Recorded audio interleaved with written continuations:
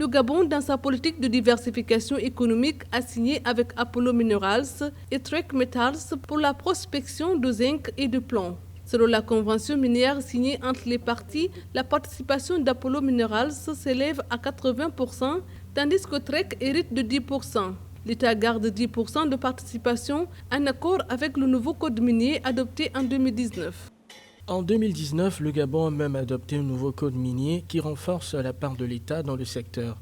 En termes de protection et de rentabilité, le nouveau code peut attirer un niveau d'investissement allant à plus de 3 000 milliards de francs CFA, soit 4,5 milliards d'euros.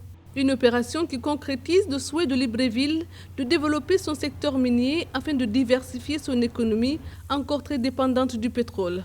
Le secteur minier gabonais peine à atteindre les 4% du produit intérieur brut. Le pays souhaite que la part de secteur dans le PIB monte à 2 chiffres à l'horizon 2025.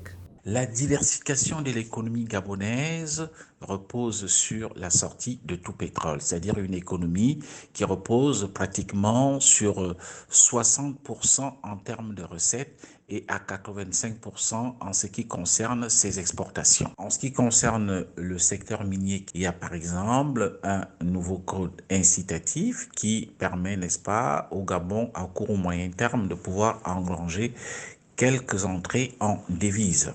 Le Gabon souhaite devenir premier producteur mondial de manganèse grâce aux performances de la compagnie minière de Logoué, Comilog, filiale du français Eramet. La compagnie veut doubler ses exports pour atteindre plus de 7 millions de tonnes par an en 2023. Le secteur aurifère n'est pas à reste, l'État veut reprendre en main ce secteur stratégique.